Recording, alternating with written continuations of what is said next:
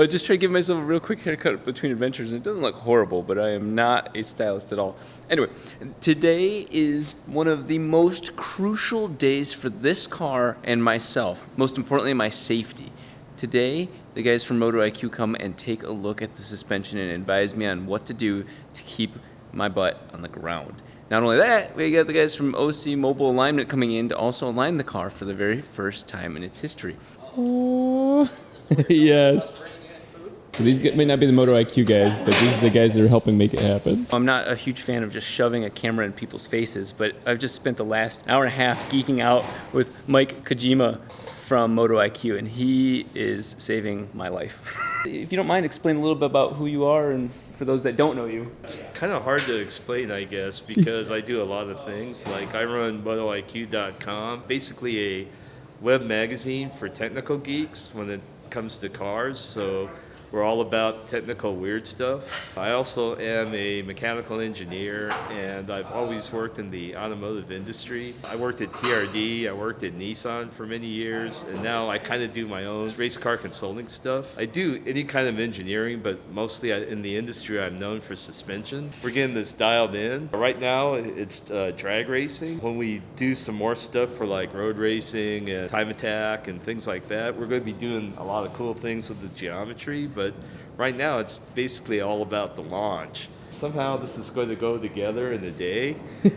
I don't know how, but when it does, we're going to go and dial in the dampers, try to get this thing to hook up. So you guys can see the look on my face is kind of a very serious one. I've got more of a somber, is it somber word tone for today. It's a very focused day because we are behind schedule. I am very, very happy though with what we're doing. It is obviously the intensity, the stress is kind of right there yelling at me in the back of my head because we're taking this car and launching it full power without any ramp up, without any testing. And thank you so much to Mike Kojima. He's involved today, tomorrow, and the day of the race to really dial it in. Now we got the guys from OC Mobile Alignment coming out to align the car, but with the numbers and the setup that we want to keep it stable.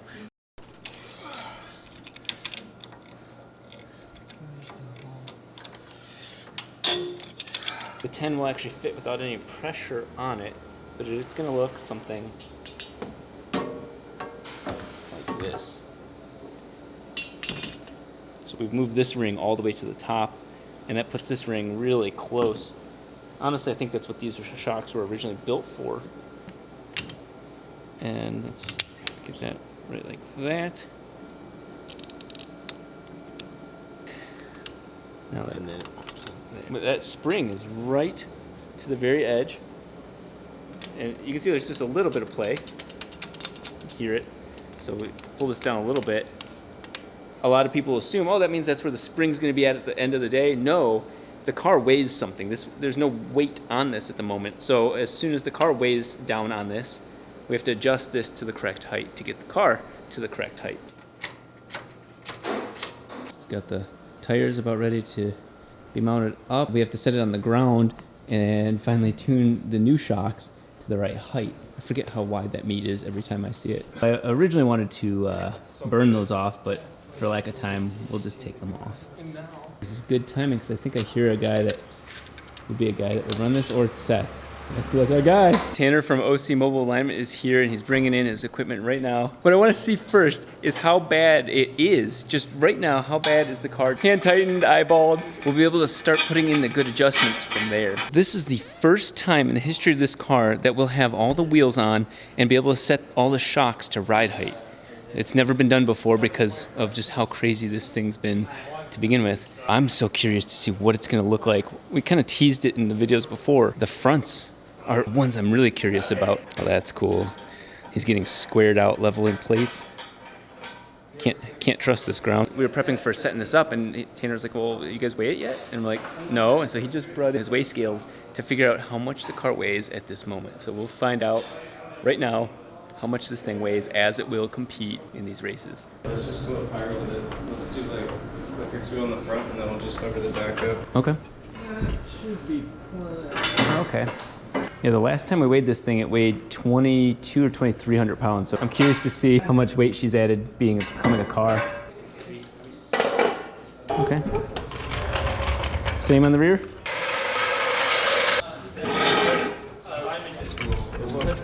Any bets on how much this thing's gonna weigh? What the car weighs? Uh-huh. 2475. 2537. I'm gonna say 2750. I'll do 2600. Good. Go ahead. 3,300. Wow. Oh my God, though, the weight. Weights are like really Holy shit. nice. One more thing I want to point out. Look at those numbers, 25, 25, 25, 24.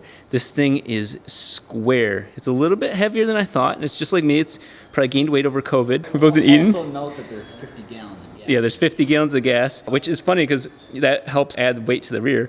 But yeah, she's a little piglet, but she's my little piglet. So we're at least pretty even. We'll end up going probably 1.5 inches total. It needs to go back up a little bit, but it's sinking, so we need to go higher on the shocks.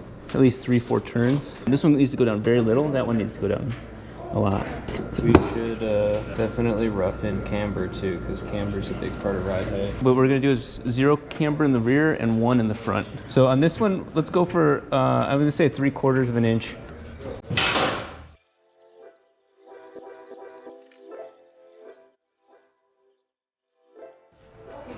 Here we are for the first time in the history of the car. This is where the car is supposed to live. It looks so nasty, but don't take my word for it.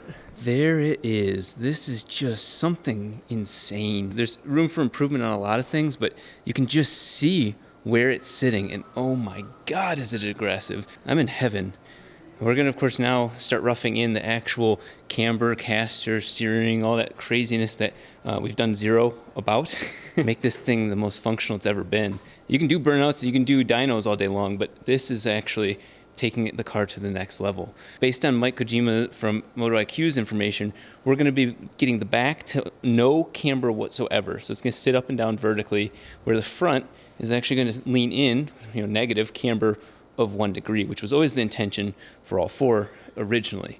We're gonna obviously work on towing in the rears a little bit and keeping the fronts almost square. So really interesting, but kind of clean, basic setup. We're also going to take the upper control arms here, and instead of them having anti-squat or anti-dive, just gonna be square. We're working over caster, camber, all the things kind of all at once, and he's got us moving heim joints. I think we might be onto something.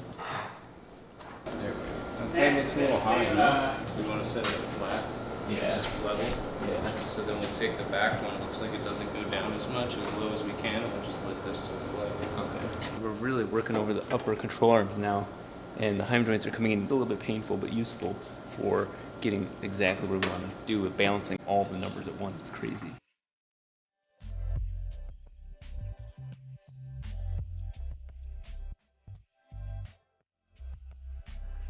We're a couple hours into doing the alignment, and oh my God, is he putting in the overtime on this one. It's a collection of metal that happens to look like a car. Caster is now 6 degrees. Both sides we got a nice little bit, a really shallow amount of camber, about 0.8, 0.9. That's wild that this is all coming together. So he's gonna work on toe next, and we're not gonna go too crazy with that on the front.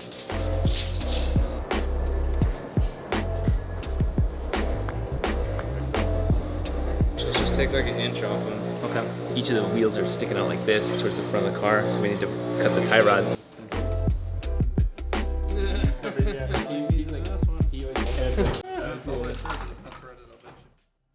Still be safe. Just go ahead and bottom.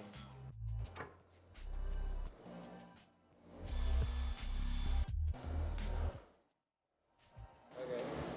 I'll bring the... Okay.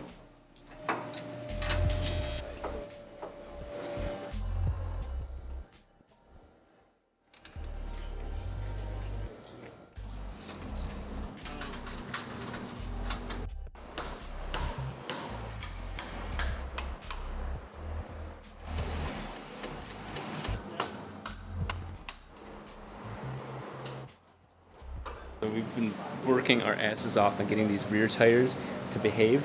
So we're checking camera again to see how much that adjustment did.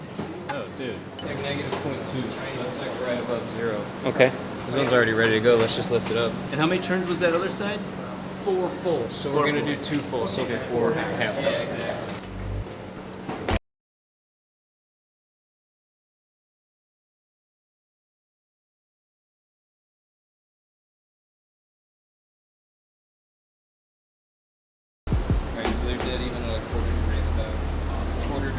negative. When you get the full pin.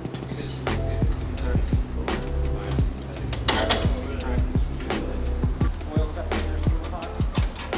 No, that one was done by that company.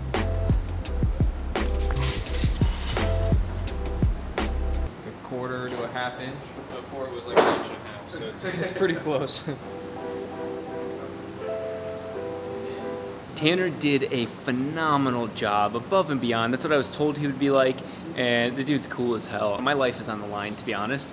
And you know, the thing is that having people like that are like, oh well, dude, let's adjust this, and you can see him like, okay, it's gonna adjust 4 things. He's like that meme where all the numbers are all around his head. Just nailed it. I mean, the car was giving us trouble with some of those Heim joints, and we'll address that in the future. But this thing is spot on. Not a single thing was like, well, we give this, take this.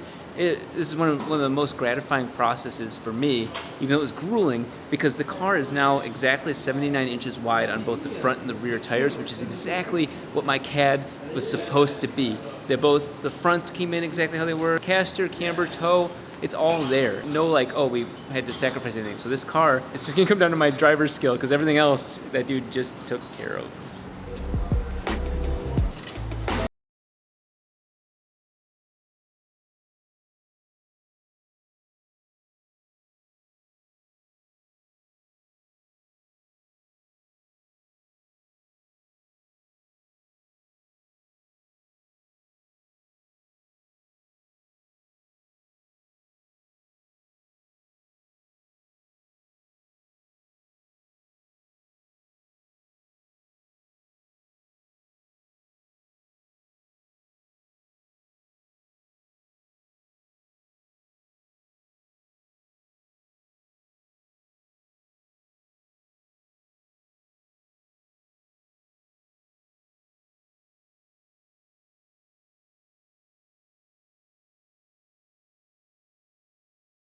It's blocking.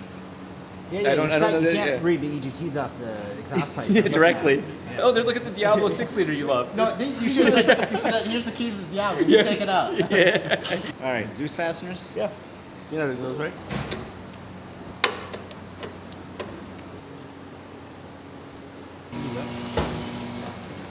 I thought it was gonna leak a lot more.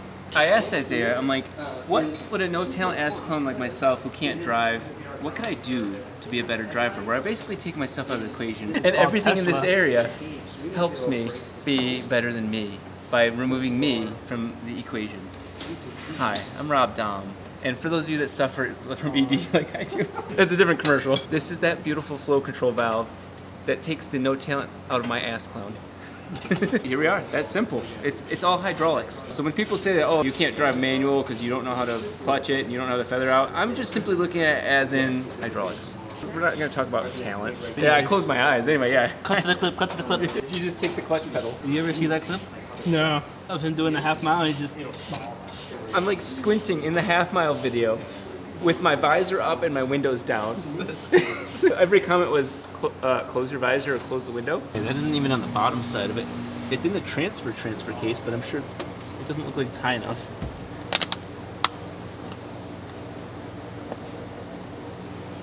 Look at that. You can see it, those chains. That's what transfers the torque to the front of the car. It's nuts. I should probably read how much it takes. Okay, there.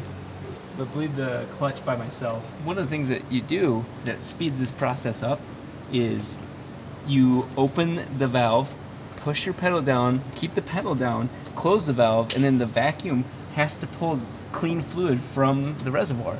A lot of people try to like leave the valve open and just keep pumping and cycle it through. It's a lot quicker for me at least, and especially if you're by yourself, is to open, close with the pedal on and off. Open, pedal in, close, pedal back. And there you go, you hear that right there. Close, so that way the air doesn't come back through here. Pedal back, open, close, pedal back, and it's almost already bled. I'm just gonna get the last bit out, but yeah, it bleeds it perfectly quick.